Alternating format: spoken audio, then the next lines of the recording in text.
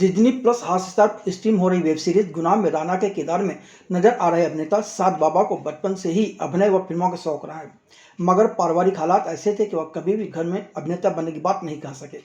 साद बाबा ने बतौर interior designer देश विदेश में काफी नाम व पैसा कमाया। जब पूरी तरह से वह आर्थिक रूप से सक्षम हो गए तब उन्होंने मुंबई फिल्म नगरी में कदम रखा। पिछले 6 साल के अंदर आर के बाल्की, संजय लीला भंसाली, विक्रमादित्य मोटवाने सहित कई बड़े निर्देशकों के साथ वह काम कर चुके हैं। हाल ही में साद बाबा ने फिल्मी संगम चैनल से बातचीत करते हुए अपने करियर व भावी योजनाओं पर खुलकर बातचीत की। साद बाबा फिल्मी संगम चैनल पर आपका स्वागत है। मुझे बताएं कि आपके परिवार का माहौल क्या था और आपके अंदर अभिनय के प्रति या फिल्मों के प्रति रुचि कैसे पैदा हुई, कोई घटनाक्रम था? देखिए, मेरा परिवार तो बिल्कुल भी फिल्मी नहीं था। इनफैक्ट मेरे जो वालिद साहब थे, इनका नाम था मोहम्मद इकबाल, वो उर्दू जबान और उर्दू लिटरेचर से उनको बहुत प्यार था। काफ़ी किताबें पढ़ते थे, उनका खुद का कलेक्शन था 200-250 किताबों का, और वो सूफिज़्म में बहुत ज़्यादा उनकी दिलचस्पी थी। तो जाहिर सी बात है कि फिल्मों से बहुत दूर थे। लेकिन मेरी फिल्मों की जो दिलचस्पी शुरू हुई वो ऐसे हुई कि बचपन में एक तो अमिताभ बच्चन हमारे फेवरेट हीरो हुआ करते थे। अच्छा, मेरे वालिद साहब के एक दोस्त थे रईस साहब, तो वो उर्दू एकेडमी में उनके प्ले होते थे। वो खुद भी एक्टिंग भी करते थे, डायरेक्शन भी करते थे, तो अक्सर वो मुझे बुला लिया करते थे। तो वो प्ले देखते देखते, वहाँ पर कॉमेडी प्ले ज़्यादा हुआ करते थे, तो वो प्ले देखते देखते मेरी दिलचस्पी बढ़ने लगी एक्टिंग के प्रति। और जहाँ तक रहा उर्दू का सवाल, तो मेरा ननिहाल जो है वो लखनऊ का है।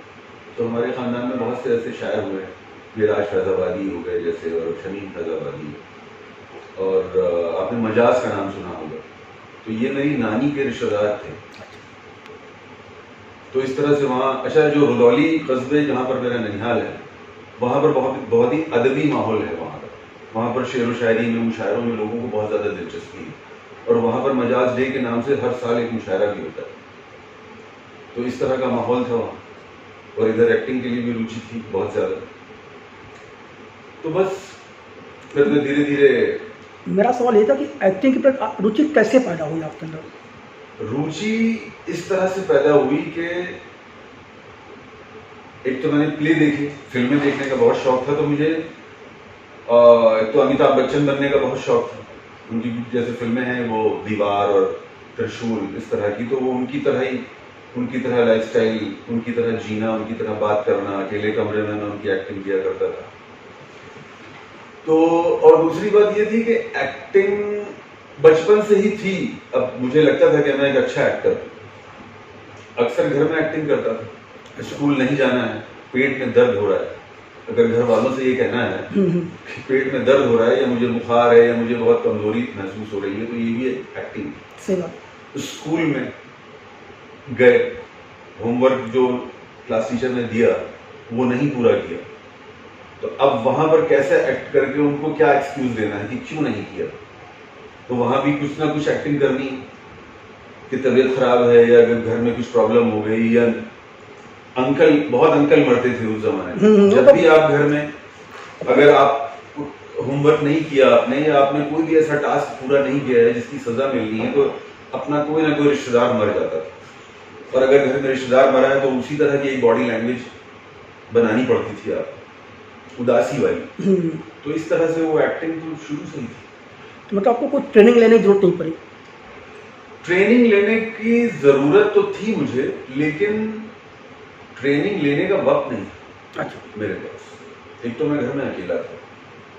जब तक हमारे वालिद साहब जिंदा थे तब तक मैं, अगर अपने वालिद साहब से कहता कि मुझे एक्टिंग की क्लास करनी है, वो तो वहीं मारना शुरू कर देते हैं कि तुम्हें एक्टिंग की क्लास क्यों करनी, मतलब एक्टर बनना है क्या?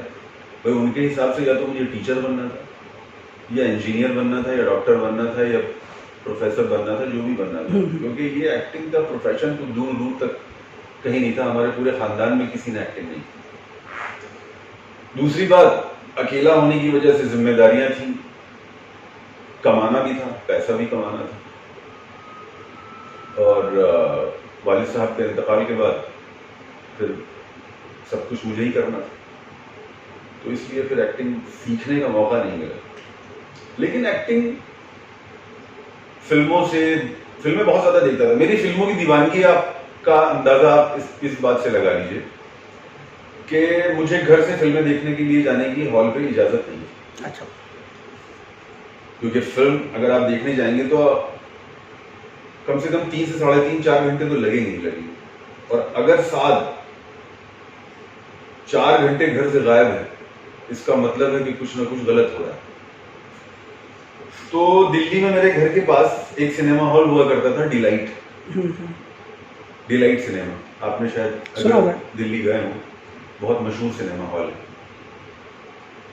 और उससे के कुछ ही थोड़ी वॉकिंग डिस्टेंस पे ही मेरा घर था। तो मेरी फिल्मों की दीवानगी का ये हाल था कि मैं फिल्म 2 हिस्सों में देखता था। पहले जाता था, टिकट लेता था, इंटरवल तक फिल्म देखता था, उसके बाद घर आ जाता था 1.5-2 घंटे में।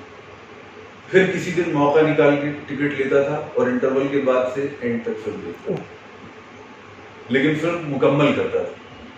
तो 2 हिस्सों में, और इस तरह से घर वालों को पता नहीं चलता। लेकिन आपने कब तय किया कि मुझे फिल्म इंडस्ट्री में ही करियर बनाना है? देखिए, फिल्म इंडस्ट्री के लिए मैं कैरियर बनाने के लिए मैं नहीं आया, क्योंकि कैरियर मेरा बन चुका था। मैंने जॉब की इंटीरियर डिजाइनिंग में, बहुत अच्छा काम किया। मैं उसके बाद अब्रॉड चला गया, वहाँ पर मेरे कुछ दोस्तों ने मिलकर एक बिजनेस शुरू किया, उसमें भी सक्सेस रहा, अच्छे पैसे कमाए। तो अगर मुझे एक्टिंग से पैसे कमाने का लालच होता तो शायद मैं अभी भी नहीं आता, मैं पैसे कमाने नहीं लगा रहता। लेकिन मुझे इंडस्ट्री में आना भी था, और यहाँ पर आके मुझे स्ट्रगल नहीं करना था, मुझे प्लेटफॉर्म पे नहीं सोना था, मुझे वड़ा पाव नहीं खाना था, मुझे हवाई चप्पल में स्ट्रगल नहीं करना था। इसलिए मैंने पहले पैसे कमाए, अपना बैकअप बनाया, फिर मैं फिल्म इंडस्ट्री में। तो बम्बई आना कब हुआ और कैसे शुरुआत हुई? आपको जब स्ट्रगल नहीं करना था, हाँ, लेकिन तो बम्बई में स्ट्रगल तो कहीं ना कहीं किसी न किसी रूप में होती ही है। हाँ, वो होता है। जब मैं आया, क्योंकि मैं किसी को जानता नहीं था, लेकिन पैशन पूरा था, और मुझे ये लग रहा था कि मैं कर जाऊंगा कुछ ना कुछ। तो मैं आ गया। मेरा एक दोस्त था, यहाँ पर ऑलरेडी रह रहा था मुंबई में, घनश्याम शुक्ला नाम है उसका। अच्छा। और वॉइस ओवर इंडस्ट्री में उसका बहुत अच्छा नाम है, माशाल्लाह। उसने बहुत अच्छा काम कर रहा है, अभी भी बहुत अच्छा काम कर रहा है। तो मैंने उसको कॉल किया, मैंने कहा यार मैं ऐसा ऐसा मुंबई आ रहा हूँ, मेरी बातचीत होती रहती थी, और अब फाइनली मैं आ रहा हूँ मुंबई। तो बोला ठीक है आ जाओ। वो अकेले ही रहता था, तो मैंने कहा मुझे रहने की जगह शुरुआत के दिनों में चाहिए। बोले हाँ हाँ यार तुम आ जाओ बिल्कुल। तो बस फिर मैं आ गया यहाँ पर। आने के बाद मैं उसके साथ रहा, क्योंकि वो वॉइस में था, और वॉइस में मैं कुछ करना नहीं चाहता था, करना मुझे एक्टिंग में था, क्योंकि ऑलरेडी मैं वॉइस में कर चुका था दिल्ली में काफ़ी काम। अच्छा, क्या क्या किया था दिल्ली में वॉइस में? वॉइस में मैं इसमें टर्किश और ईरानी मूवीज की डबिंग करता था। अच्छा।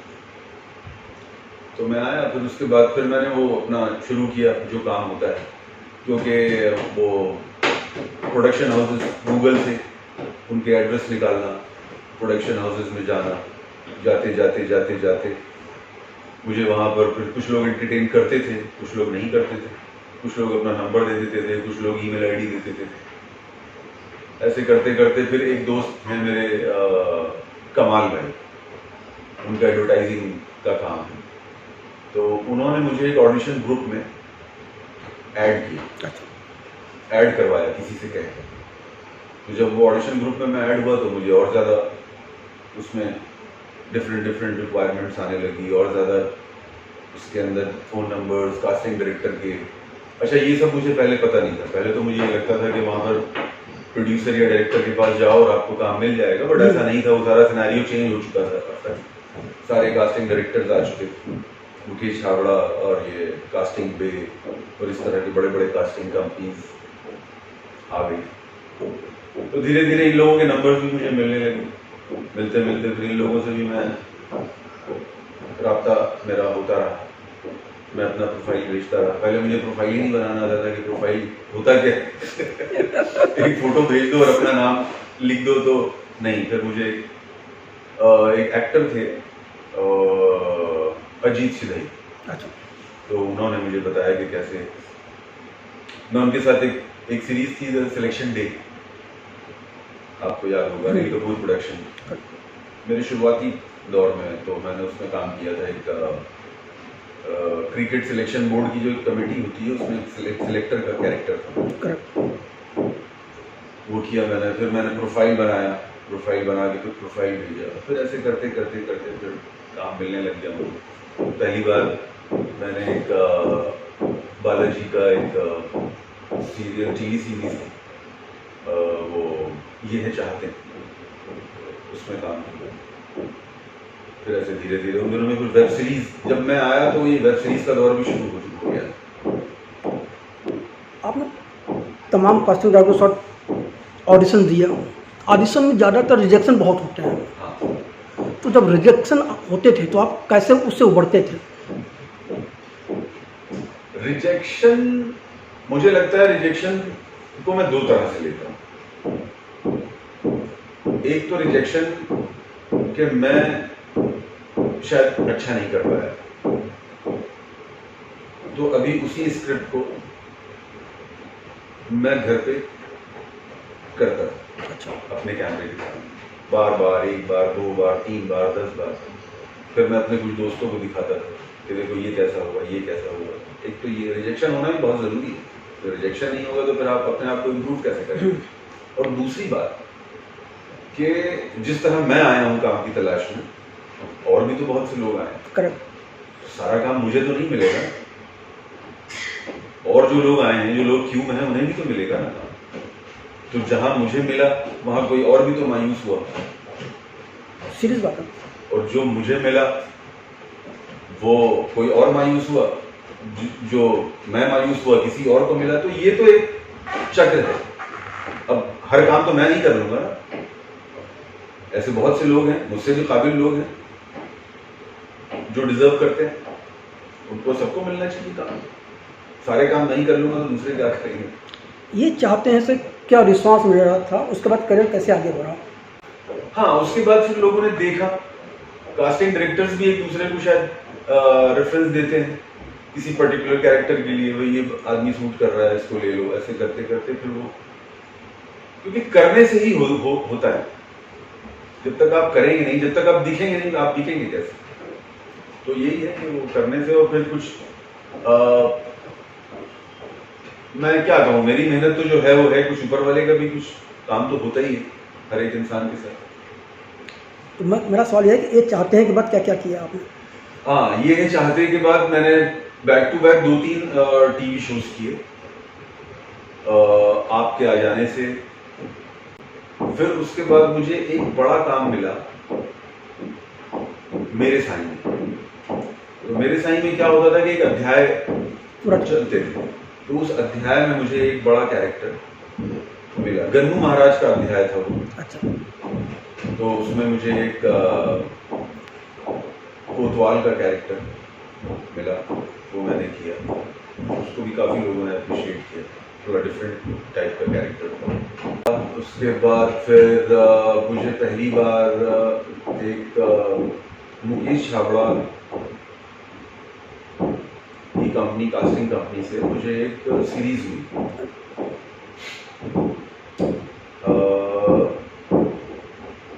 योर ऑनर, जो सोनी लिव की सीरीज थी। तो पहली बार मैंने उसमें एक पंजाबी जेलर का कैरेक्टर किया था। फिर उसके बाद इम्तियाज अली साहब की एक सीरीज थी शी, नेटफ्लिक्स की, उसमें मैंने काम किया। फिर एक Z5 की एक सीरीज थी द फाइनल कॉल, उसमें मेरा बहुत अच्छा कैरेक्टर था। तो बस इसी तरह ये सफर चलता रहा।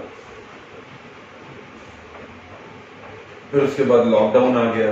लॉकडाउन में थोड़ा सा ब्रेक लग गया, काफ़ी चीज़ों को लेकर, काम को लेकर और फाइनेंस को लेकर। लेकिन वो बहुत से लोगों ने मुझे सजेस्ट किया कि मेरे दिल्ली के दोस्त, मेरे रिलेटिव्स सभी के तुम वापस आ जाओ, वापस आ जाओ। लेकिन मैं गया नहीं, मैं यही रहा। और यहाँ रहने का ये फ़ायदा हुआ कि फिर मुझे काम मिला, क्योंकि उन दिनों में शायद लोग कम हो गए थे। करेक्ट। उन दिनों में भी मैंने अच्छा काम किया। उन दिनों में मैंने काफ़ी क्राइम पेट्रोल के बहुत सारे एपिसोड्स किए। शुरू में मैंने उसमें इंस्पेक्टर के कैरेक्टर्स भी किए, फिर थोड़ा इंस्पेक्टर का काम करते करते मैं ऊब गया, तो फिर मैंने नेगेटिव कैरेक्टर्स करने शुरू कर दिए, और अभी तक मैं मोस्टली नेगेटिव कैरेक्टर्स ही उसमें क्राइम पेट्रोल में कर रहा हूँ। उसके बाद एक डायरेक्टर मुझे मिले, मराठी फिल्म बना रहे थे, राहुल जाधव। वो मराठी इंडस्ट्री में बहुत बड़े डीओपी, उनकी पहली फिल्म थी छत्रपति तारारानी। तो उन्होंने मुझे इस फिल्म में एक छोटे से कैरेक्टर के लिए बुलाया, औरंगजेब के बेटे के कैरेक्टर के लिए। तो जब मैं पहली बार उनसे मिलने गया तो वहाँ पर उस फिल्म के राइटर, डायरेक्टर और काफ़ी एक्टर्स वगैरह सब थे उसमें। तो हम लोग रीडिंग के लिए बैठे हुए थे। तो उसमें क्या था कि जो औरंगजेब और जो मुगलों का जो पार्ट था, तो उसके सारे डायलॉग्स उर्दू में थे। तो जब मैंने रीडिंग शुरू की तो मुझे उसमें बहुत कमियां नजर आई, जो उर्दू की लाइंस थी। अब रीडिंग के दौरान मैं कहता उनसे कि सर ये इसको ऐसे नहीं, ऐसे ये ऐसे नहीं, ये लफ्ज़ ऐसे नहीं ऐसा, ये लफ्ज़ ऐसे नहीं ऐसा। तो उस फिल्म के राइटर भी बैठे हुए थे, डॉक्टर सुधीर निकम साहब। अच्छा। तो थोड़ी देर तक तो वो सुनते रहे, फिर कहने लगे ऐसा एक काम करते हैं। उन्होंने वो स्क्रिप्ट मुझे थमा दी। ओह, अच्छा। कहने लगे मैं तुम्हें एक असिस्टेंट दे रहा हूँ, अब ये मुगलों की जो जितनी भी डायलॉग्स हैं और जितने भी सीन हैं, तुम सब करेक्शन कर लो, और अब तुम ही इसको, मैं ये तुम्हारे हवाले करता हूँ। मैंने कहा ठीक है सर, जैसा आपका हो। वो बात खत्म हो गई, बोले चलो बाहर सिगरेट पीते हैं, कॉफ़ी पीते हैं। बोले अभी 10 मिनट में देखना है कुछ चेंज होने वाला है। मैंने कहा अच्छा। बोले बस, मैंने कहा क्या होगा सर, ये तो उत्सुकता बढ़ गई है। तो कहने लगे बस अभी चाय पियो, कॉफ़ी पियो, सिगरेट पियो आराम से। 10 मिनट के बाद उनके फ़ोन आता है, डॉक्टर सुधीर निकम के फ़ोन पे। वो राहुल फ़ोन करता है मुझे। अच्छा। कि वो जो कैरेक्टर था जो हम कर रहे थे साथ को लेके, तो औरंगजेब के बेटे का साथ वो नहीं कर रहा है, औरंगजेब के वजीर का रोल कर रहा है, जो प्राइम कैरेक्टर। बोले कि वो रोल अब साथ करेगा, और वो जो उसके बेटे का है वो हम किसी और से करवा लेंगे। तो मेरी तो वाकई लग गई, खुशी का ठिकाना ही नहीं रहा, क्योंकि वो प्राइम कास्टिंग थी। खैर फिर वो जिम्मेदारी भी बहुत बढ़ गई थी मेरे ऊपर। एक तो वो कैरेक्टर की जिम्मेदारी, और फिर लाइंस की और उसकी स्क्रिप्ट की जिम्मेदारी। तो खैर ऊपर वाले ने साथ दिया, मैंने भी बहुत मेहनत की उसके अंदर, बहुत वक्त दिया अपना, बहुत टाइम दिया। उसके बाद करके वो हम लोगों ने रिहर्सल की, वर्कशॉप की, और राहुल जी के साथ। राहुल जी बहुत काबिल डायरेक्टर है, और वो उनकी सबसे खास बात यह है कि वो आर्टिस्ट से बहुत ज़्यादा कनेक्ट हो जाते हैं।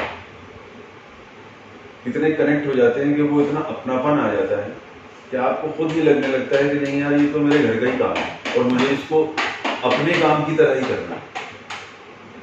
और इस तरह से फिर उसके बाद हम लोग फ्लोर पे गए, शूट हुआ, बहुत अच्छी फिल्म बनी, और शायद सितंबर तक वो रिलीज हो जाएगी। अच्छा, अभी रिलीज नहीं हुई है? अभी रिलीज नहीं हुई। उसके बाद कोई दूसरी मराठी फिल्म मिली आपको? हाँ, उसके बाद ऐसा हुआ कि यशराज फिल्म्स के साथ पहली बार मैंने अपना प्रोफाइल भेजा था यशराज फिल्म्स। तो पहली बार वहां से एक कॉल आया, टाइगर 3 की। अच्छा। एक पाकिस्तानी शेफ का कैरेक्टर। 2-3 बार ऑडिशन हुआ। चूंकि पाकिस्तानी एक्सेंट और पाकिस्तानी लहजा से मैं बहुत अच्छी तरह वाकिफ हूँ। उसकी वजह यह है कि जब मैं डरबन में था तो मेरे बहुत सारे पाकिस्तानी दोस्त थे, तो उनकी रोज़मर्रा उनसे बातचीत होती थी तो उनका एक्सेंट समझ में आ गया था मुझे कि वो लोग किस तरह से बात करते हैं। फिर पाकिस्तानी ड्रामे भी देखता हूँ मैं जो बहुत अच्छे होते हैं। तो वो ऑडिशन मैंने क्रैक कर लिया और मैं लॉक हो गया। तो सलमान खान के साथ मेरा सीन था, फिल्म रिलीज हुई लेकिन वो सीन एडिट हो गया। खैर मेरी किस्मत। उसके बाद फिर यश राज के साथ एक काम किया मैंने, द रेलवे मैन, अभी उनकी नेटफ्लिक्स पे एक सीरीज है। तो ये मेरी खुशकिस्मती रही कि मुझे दूसरी बार फिर यश राज वालों ने बुलाया, लेकिन वो सीन नहीं कटा, वो अच्छा सीन है।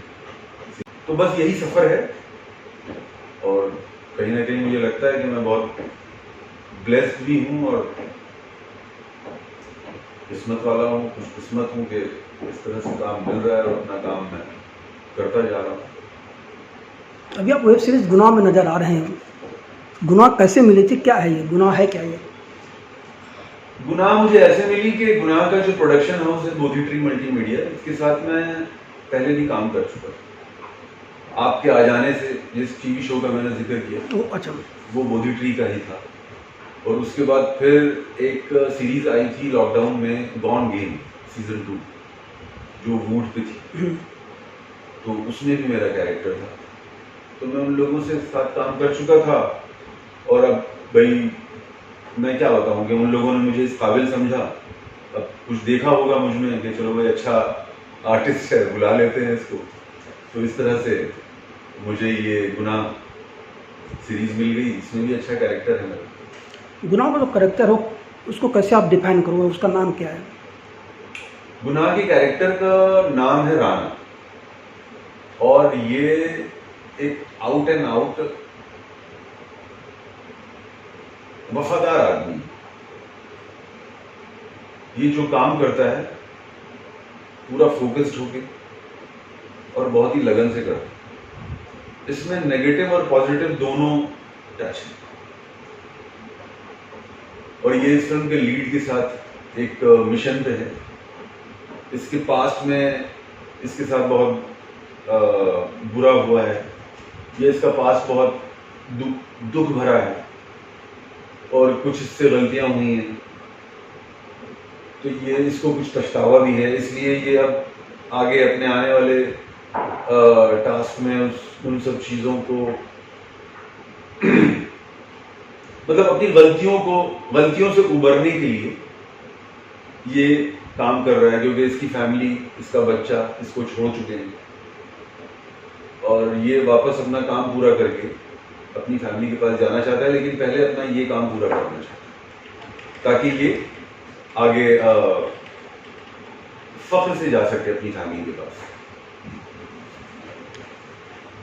जब गुनाह का करेक्टर आपको मिला था तो आपने अपनी तरफ से क्या रिसर्च की थी इस करेक्टर को प्ले करने के लिए?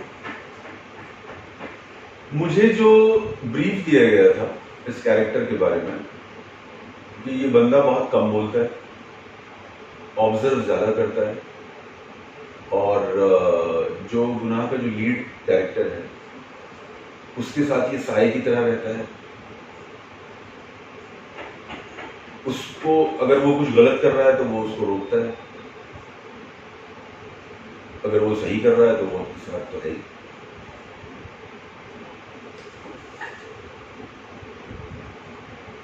तो जब मुझे ये ब्रीफ किया गया तो मुझे लग रहा था कि मैं ये काम कर लूँगा अच्छे से, क्योंकि मैं रियल लाइफ में भी मुझे लगता है कि कहीं ना कहीं मैं ऐसा ही एक आदमी हूँ। मैं अगर किसी काम को करना चाहता हूँ तो फिर मैं उसको पूरी तरह से फोकस होता हूँ, मैं फिर इधर उधर कुछ नहीं देखता। अभिनय में लुक कितना मायने रखता है? लुक बहुत मायने रखता है, क्योंकि ये सिनेमा है, यहाँ पर लोग आपकी पूरी बॉडी लैंग्वेज,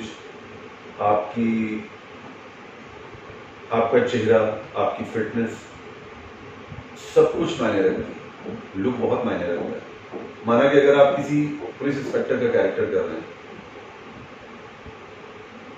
तो जाहिर सी बात है कि आपके बाल तो बिल्कुल ट्रिम होने चाहिए। करेक्ट। आप बड़े बाल रख के तो आप पुलिस इंस्पेक्टर के कैरेक्टर को आप जस्टिस नहीं कर पाओगे।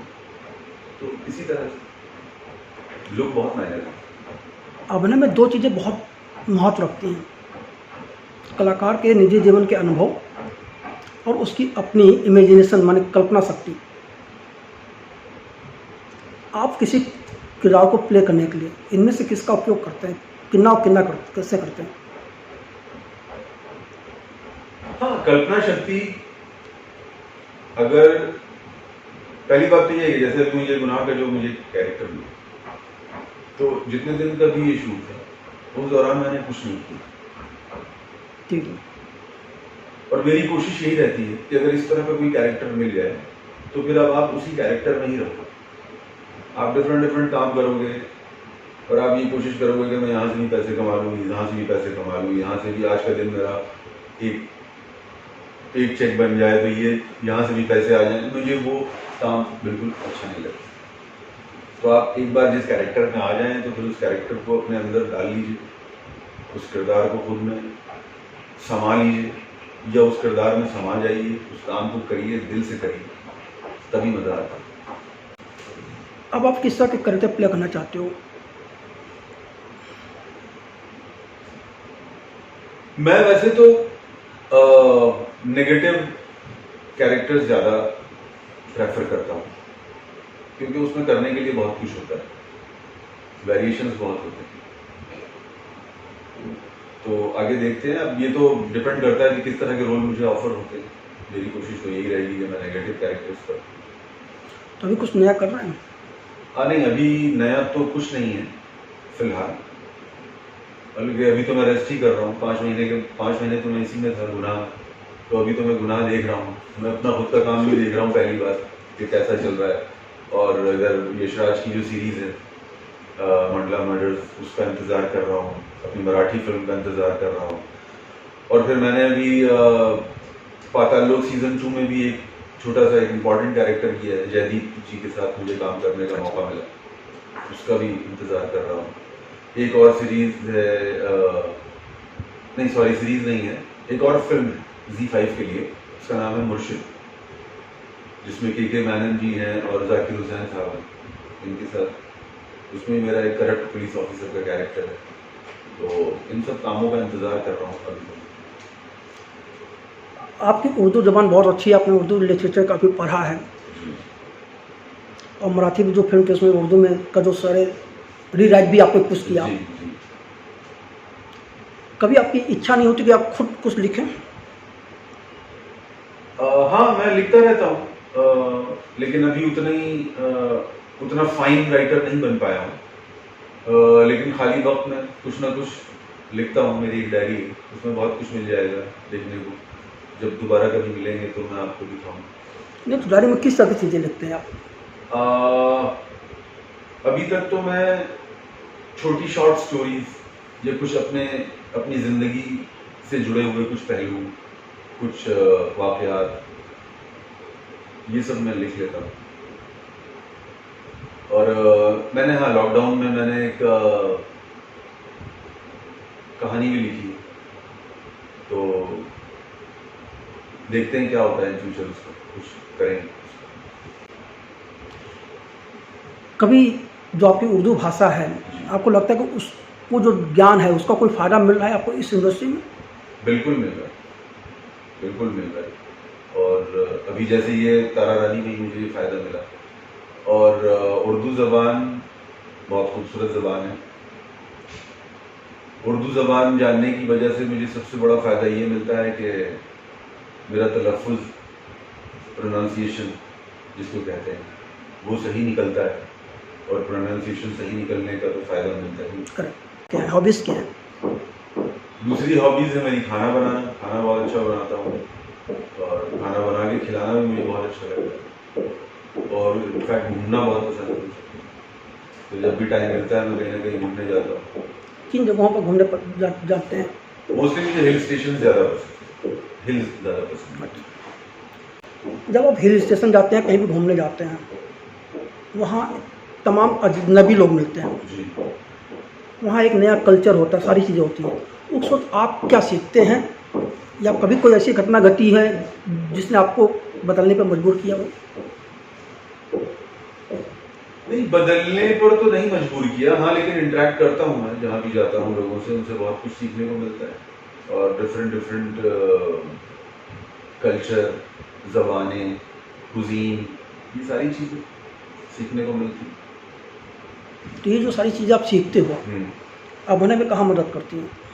बिल्कुल मदद करती है, बहुत मदद करती है। अभी जैसे मैंने टाइगर 3 में ही जो मेरा सीन कट गया, तो उसमें मैंने एक शेफ का कैरेक्टर किया था, तो उसमें पूरी मेरी जो बॉडी लैंग्वेज थी, मेरा जो बात करने का जो स्टाइल था, वो सब कुछ वो पूरा पाकिस्तानी था। इनफैक्ट उन्होंने मेरा पहले मुझे सेल टेस्ट के लिए स्क्रिप्ट भेजी थी, तो मैंने घर से बना के भेजा। फिर उसके बाद जो फिल्म के डायरेक्टर थे मनीष शर्मा, उन्होंने मुझे यशाल स्टूडियो बुलाया। फिर वहाँ पर उनके फर्स्ट एडी थे, मैं नाम भूल गया उनका, उन्होंने अपने हैंडी कैम से मेरे फिर से वो पूरा सीन मुझसे करवाया, उन्हें पसंद आया, फिर उन्होंने मुझे लॉक किया। साद बाबा फिल्मी संगम चैनल से बात करने के लिए आपका बहुत बहुत धन्यवाद। शुक्रिया।